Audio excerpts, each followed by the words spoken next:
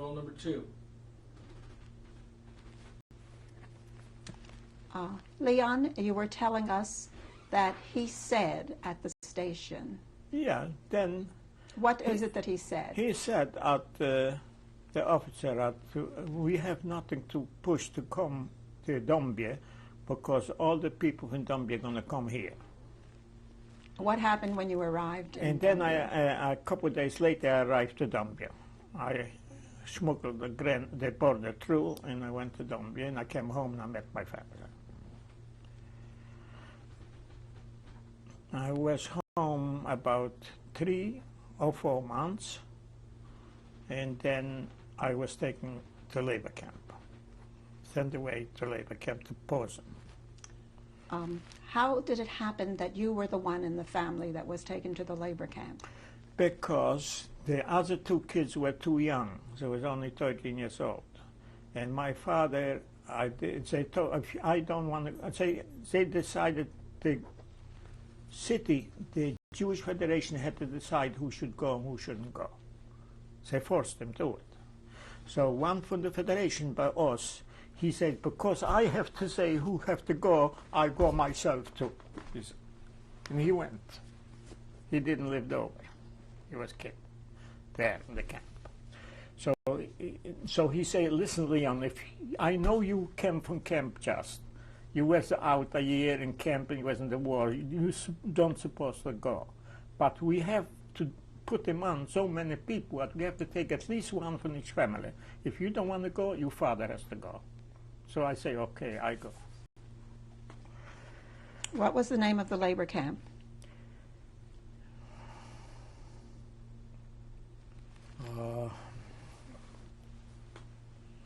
Do you remember where it was located? Hart was the labor camp, the name of the camp, near Posen. And what were the conditions like there? The condition was terrible.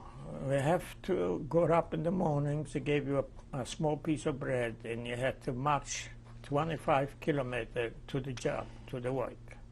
And there you have to work like hard, and not only the hard labor. If they decide the Germans were staying there and watching you and you don't work good enough, so they had poles put on with hooks in the back and the top. So tied up your hands and hanged you up on the hook. Because they let you hang a whole day, they were finished with you. When they took was kids 15 years, 16 years, 18 years, the oldest was maybe 23, 24. So they took a kid like this and hanged him up. He hollered maybe an hour, and after an hour he couldn't holler anymore. He was finished. We had to carry him home. How long were you in this camp? In this camp I was a year, but I didn't go to work for a year. I was to work only 2 weeks. Then the leader of the camp, he was a Gestapo person.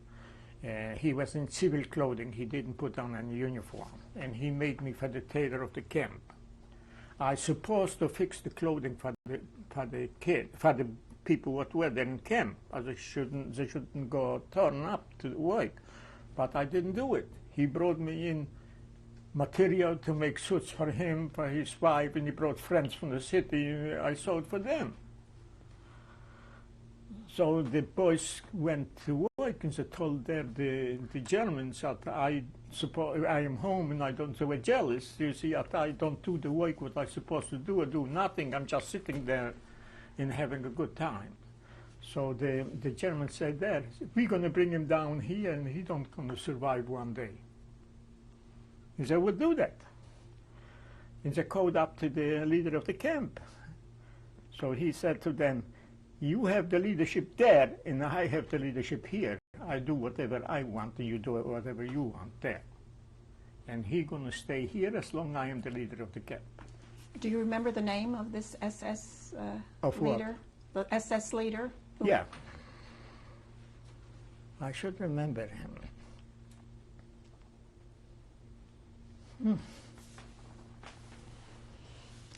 He was from Frankfurt am Main, I know.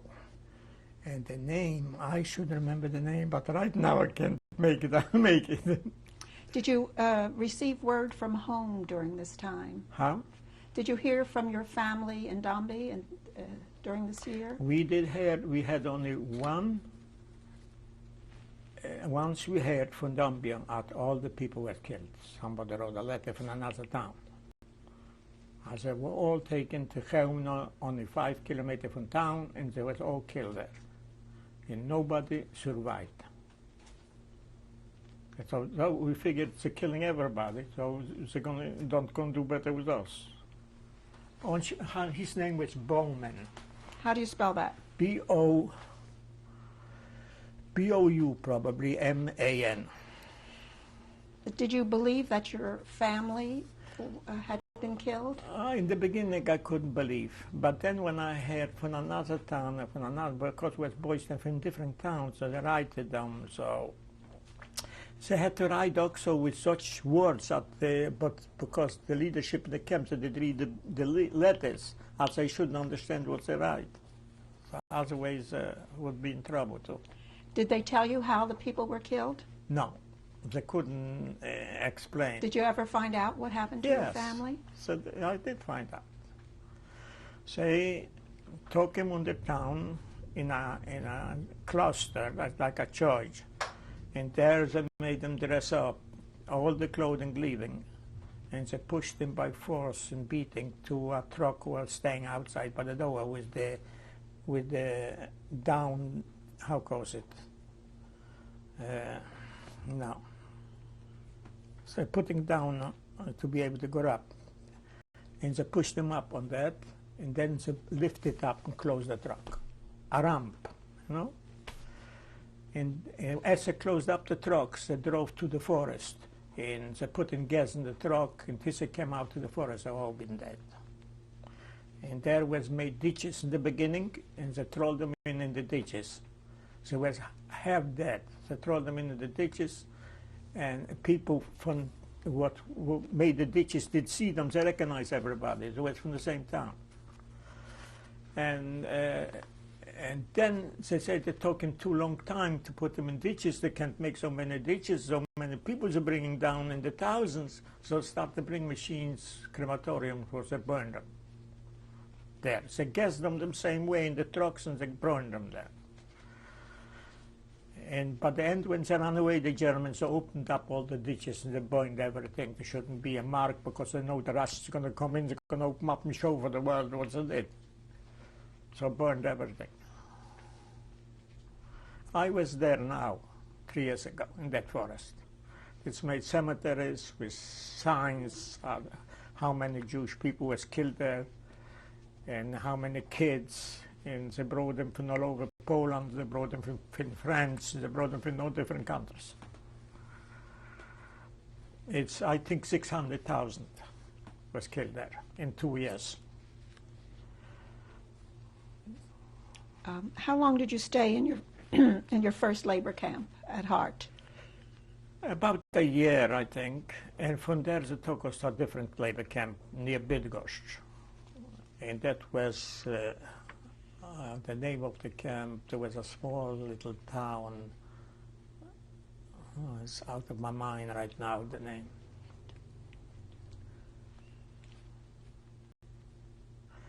So. And what was this camp like? There was, if not that Jewish leader we had there, the camp would be a good camp. Now he made it, destroyed everything.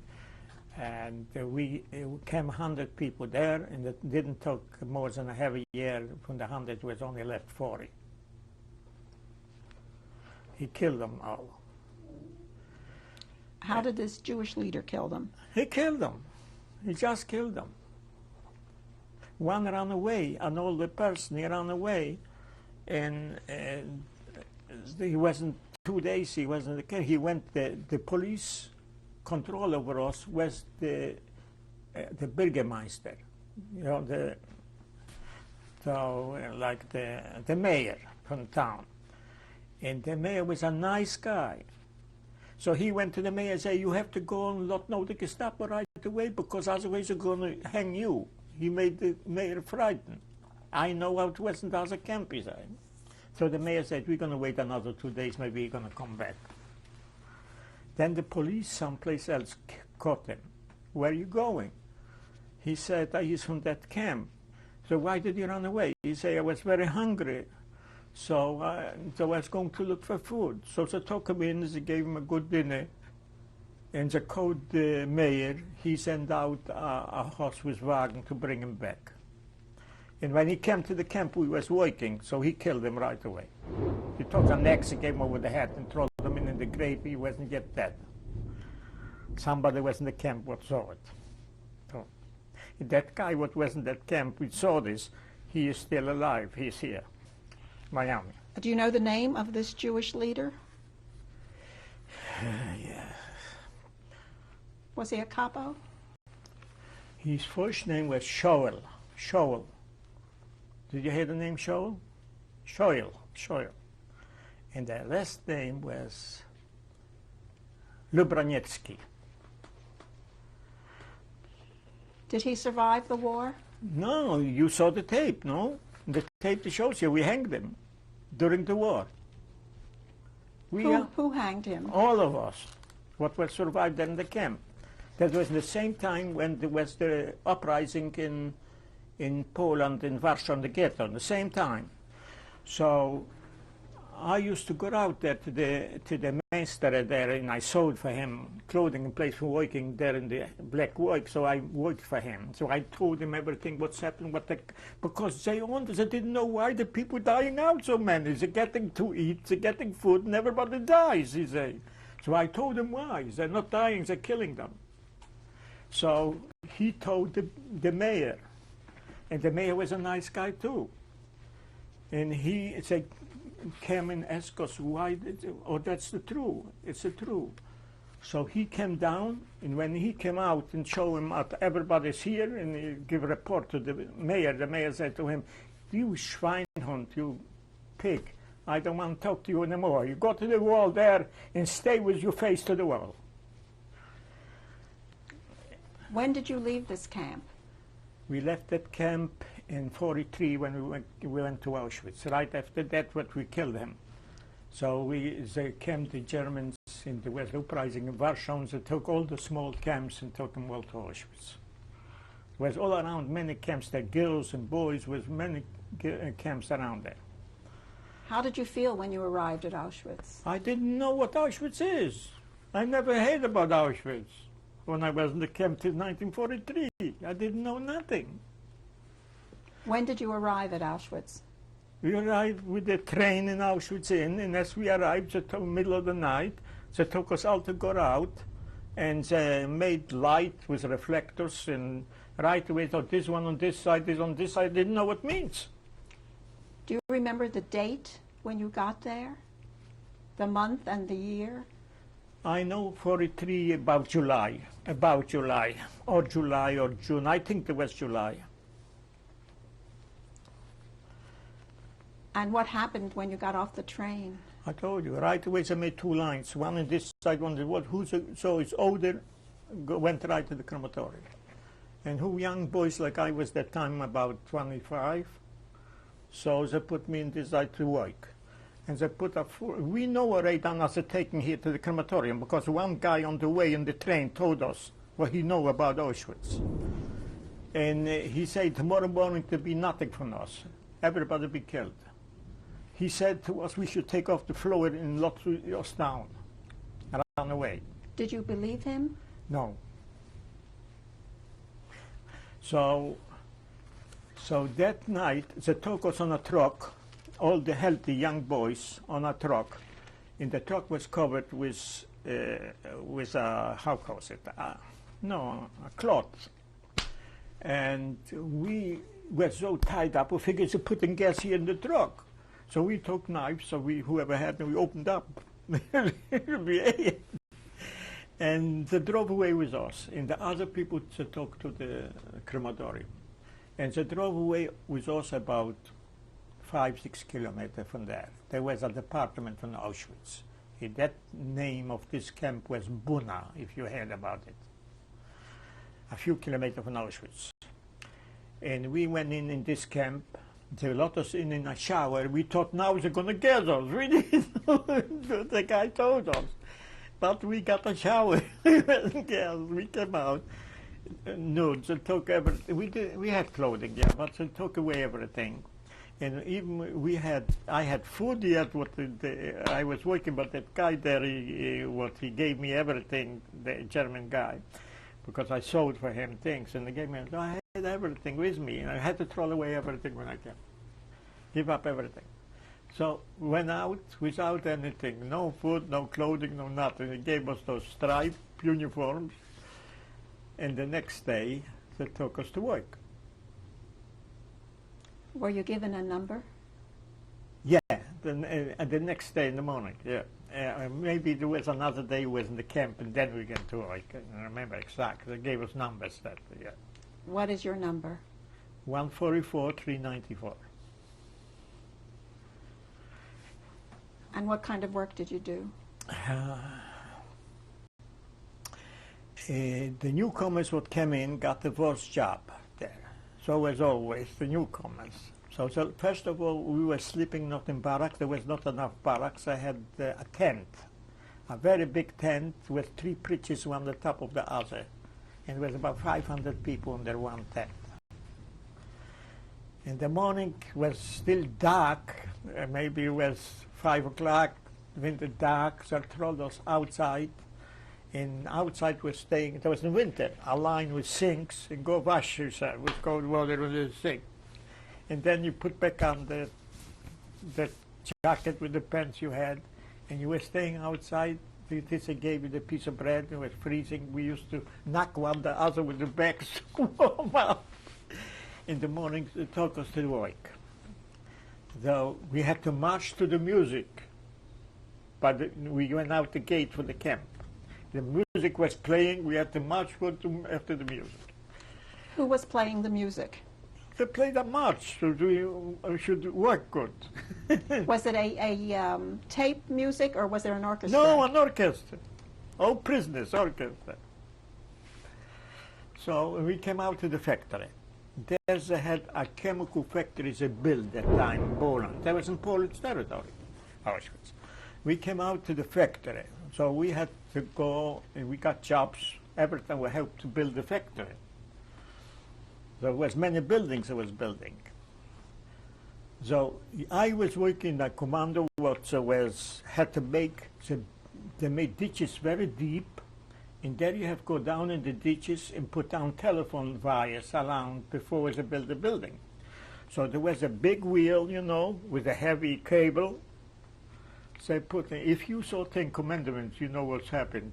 There's a cable like this also, when the lady fell under the wheel.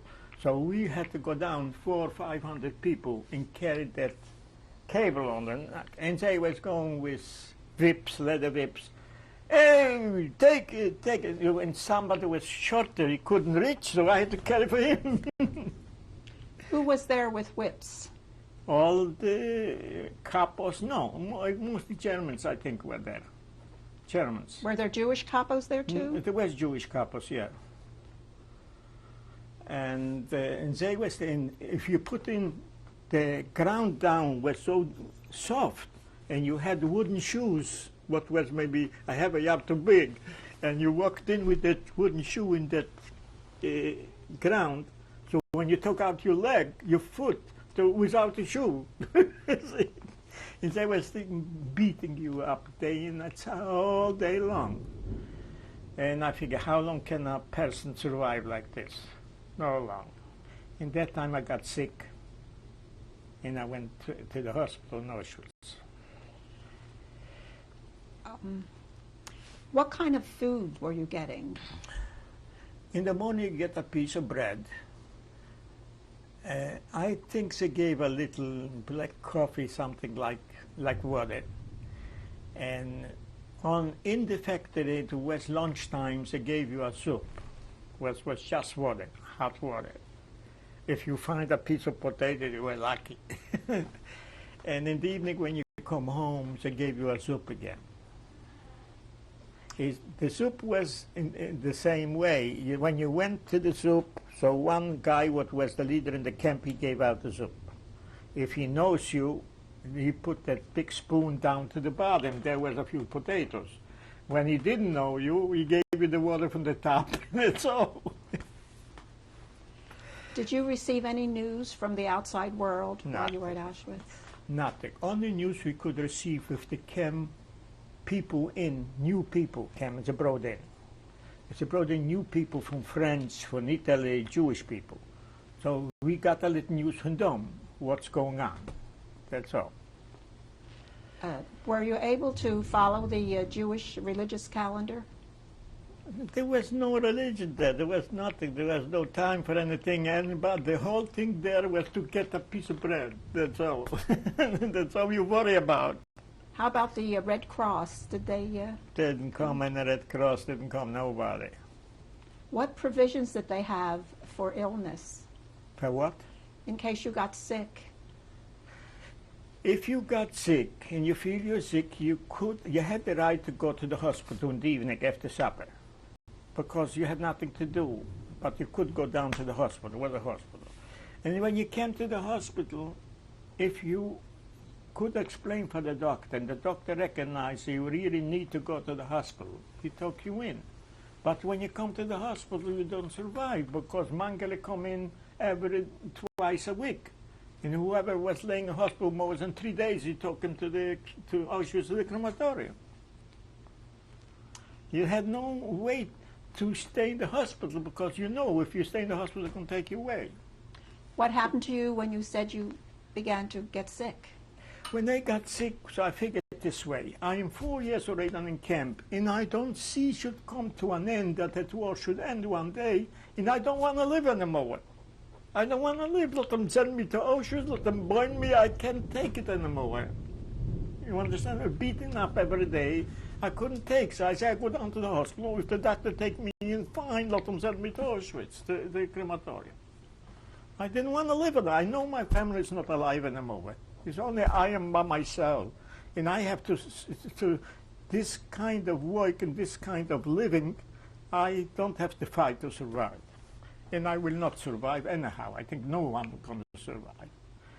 We didn't know nothing if the war comes to an end. It was there must have been in 1944 in the beginning. So I talked this way to the doctor. The doctor was a prisoner too. So he says to me, don't talk to my conscience. I can't help you. I'm a prisoner like you. I say, do to me what I want. So he did. He gave me a paper I shouldn't go to work the next day. That was enough not to go to work. I mean, I had to come down to the hospital. When I came down to the hospital, there was about 100 like I. And Mengele were there. And there was a Polish doctor, he was the general doctor from the hospital. He spoke German too. He was very close with that Mengele, I think. But Mengele gave him the authority. He should look over those 100 people. Whoever is good still for the camp, and whoever is not good goes to the crematorium. You understand? So they came my line, and so he said, this one there, this one there. When I came in line, the Polish doctor asked me, what's wrong with you? Asking German language. I know he's a Polak, and I answered him in Polish. So he asked me, are you Polish? I say, of course I'm Polish. I was in the army during the war. I was on the front. I was as a war prisoner, and I'm here already in 4 years. I can't take it anymore. I have enough of that life. So he said to me, well, I'm going to take you to a hospital, and I will operate you. And you're going to be okay. And he put me on the other side with other few boys who were supposed to go to the hospital. And the rest they took on a truck and took me right away to burn. How do you think it was that the doctor picked you to go to the hospital? I think he started to get feeling for me, because I told him how I'm 4 years survived already, and as a war prisoner I was fighting for Poland and things, so he got feelings for me. That's what I think. How long were you in the hospital then? I was in the hospital a long time because the doctor came in to me, see me in the room. He gave me a good room. I was in a good room, only heavy, very bad, sick people. And so he came in. I told him I'm a tailor. If he needs something, I will make for him. So he started to bring me in clothing. I should fit it out for him. He got also the prison clothing, but he wants to be fitted out. So I fitted out. And he said to me, I have to stay at least 2-3 weeks till I'm going to feel better to get the operation. So in a week I felt alright and good because I was in a warm room. I had food enough. All those people get the food. There was mostly with people what there was commandants in the prison, in camp. They was laying. They didn't take them no place. A lot of them lay there, and they couldn't eat. They brought them in food, baked chickens. I don't know from where they brought them in, not from the camps. Somebody got it from outside for him, for them. They couldn't eat. They was after an operation. They want me to help them out a little night time. I helped them out. They gave me all the food. And so all my hemorrhoids went in. I was not sick anymore. But now I feel they're going to take me back to work. I let myself cut off a leg. I shouldn't go back to work. So. Did Mengele see you while you were in the hospital? Not there. Not before the operation. And then they operated me. He operated me, that Polish doctor. Do you remember his name? No, I didn't know his name. As far as I know, he was killed after the war. They killed him because he did decide who has to go to the crematorium. As far as I know, I'm not sure, but somebody told me that. And when did you leave the hospital? With this operation, then I was in another department after the operation. I was laying there probably about 6-7 weeks. Imangler saw me there in that other department after the operation. And he told him I should keep me another 2 weeks because it's cold outside. Can you imagine? In the same day, he took 150 people to the crematorium.